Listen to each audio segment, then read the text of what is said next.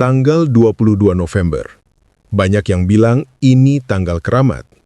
Katanya, Pi akan mendapatkan sertifikasi ISO 20022, lalu tiba-tiba boom, semua bank di dunia akan bekerja sama dengan Pi dan harga meledak.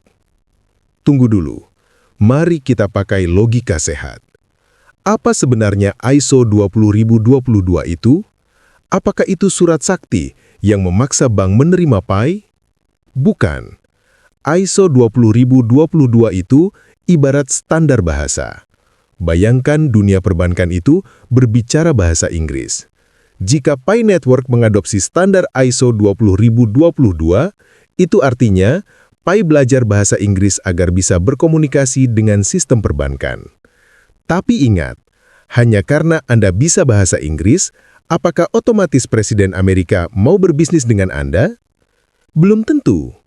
Kemampuan berkomunikasi, standar teknis, berbeda dengan kesepakatan bisnis, adopsi nyata. Jadi jangan termakan narasi bahwa tanggal 22 nanti otomatis Pi langsung cair di ATM bank konvensional. Itu proses yang masih sangat panjang. Matematika GCV, realita versus angan-angan. Lalu soal GCV, Global Consensus Value, $314.159 per koin. Banyak yang marah kalau dibilang angka ini tidak masuk akal untuk saat ini. Tapi mari kita berhitung dengan kalkulator anak SD saja. Jika satu Pi harganya $314.000 dan ada misal 10 miliar koin saja yang beredar, dari total 100 M, kalikan. Hasilnya, nilai total Pi Network akan melebihi total jumlah uang yang ada di seluruh dunia. Apakah masuk akal? Sebuah proyek baru tiba-tiba bernilai lebih besar dari ekonomi Amerika, China, dan Eropa digabung? Sah-sah saja bermimpi, sah-sah saja menjadikan GCV sebagai visi jangka panjang, tapi mengharapkan harga itu terjadi di detik pertama open mainnet, itu namanya pragmatis buta. Pasar tidak peduli dengan konsensus sepihak, pasar peduli dengan supply dan demand. Jika semua orang ingin jual di harga GCV dan jadi miliarder, lalu pertanyaannya, siapa yang mau beli? Siapa yang punya uang sebanyak itu untuk membeli koin kita?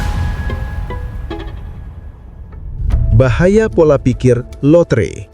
Kenapa narasi cepat kaya ini berbahaya? Karena ini menciptakan mentalitas pemenang lotre. Orang yang mentalnya lotre, dia tidak mau bekerja membangun ekosistem. Dia tidak mau barter.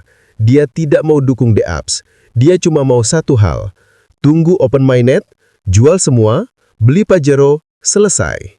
Jika mayoritas pioneers berpikir begini, Pi Network akan hancur dalam hitungan jam setelah open mainnet, karena tekanan jual akan sangat masif dan tidak ada yang membeli.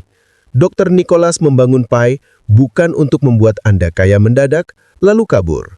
Dia dan tim intinya membangun Pi sebagai mata uang, bukan saham gorengan. Mata uang itu harus berputar, bukan cuma ditimbun lalu dijual. Jadilah pioneer cerdas. Teman-teman pioneers, video ini mungkin terdengar pahit. Mungkin banyak yang tidak suka. Tapi tugas saya bukan memberikan Anda bualan manis. Tugas saya memberikan Anda fakta. Faktanya, Pi Network punya potensi luar biasa? Ya. Apakah teknologinya canggih? Ya. Apakah ekosistemnya menjanjikan? Sangat. Tapi semua itu butuh waktu. Jangan gadaikan logika Anda demi tanggal-tanggal rumor yang dibuat oleh oknum pengejar AdSense. Fokus kita bukan tanggal 22 November. Fokus kita bukan berdebat harga GCV di grup Facebook. Fokus kita adalah apa yang bisa kita lakukan agar Pi ini bernilai. Dukung ekosistemnya, edukasi referral Anda, dan buang mentalitas minta kaya instan. Pi Network bukan skema cepat kaya. Jika Anda mencari uang instan dalam semalam, mungkin ini bukan tempat yang tepat. Dr. Nicholas tidak menjanjikan kita akan kaya besok pagi. Tapi dia memberi kita alat untuk membangun kekayaan yang fair dan abadi di masa depan. Membangun peradaban digital butuh kesabaran. Membangun kepercayaan butuh proses. Jadi, tetaplah bersabar. Kita sedang berada di barisan depan revolusi teknologi ini. Terima kasih sudah menonton. Salam waras, salam petir. Mari kita kita bangun masa depan dengan era digital baru bersama Pi Network.